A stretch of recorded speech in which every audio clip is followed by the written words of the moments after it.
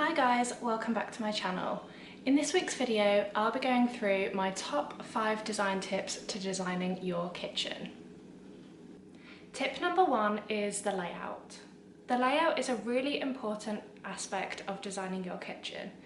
This is because it, at the end of the day, is a functional space that needs to work for a particular purpose, whether that's cooking or hosting.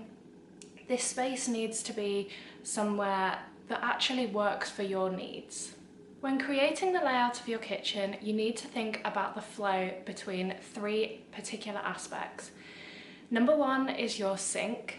Number 2 is your cooking area, so that's your hobs and your oven, and number 3 is your fridge. Ideally, you want these 3 spaces to be in a sort of triangle so that it's easy. If you're stood in the middle, you can kind of go to any one of those with ease. The second tip is to think about your overall look and feel of your kitchen design.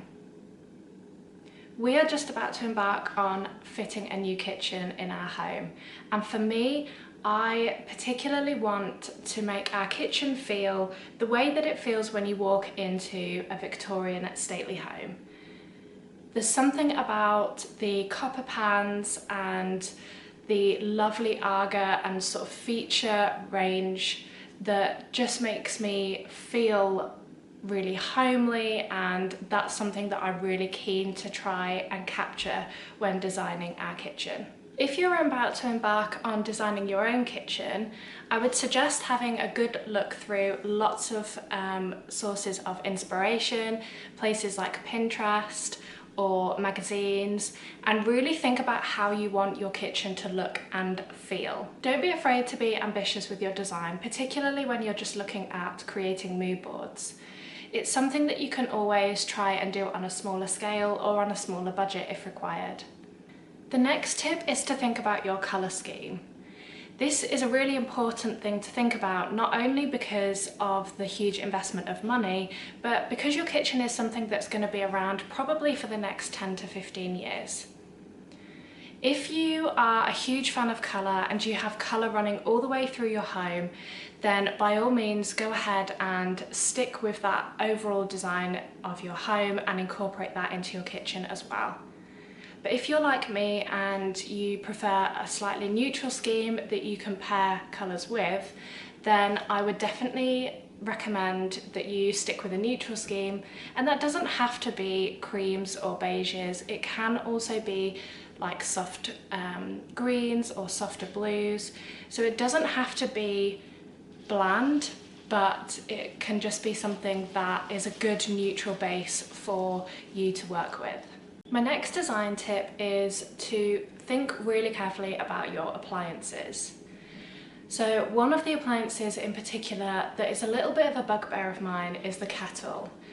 And I know there are some really funky kettles out there, and if you are a fan of them, then like I say, by all means go ahead and get them for your kitchen. But for me, I really hate lots of clutter on my worktops.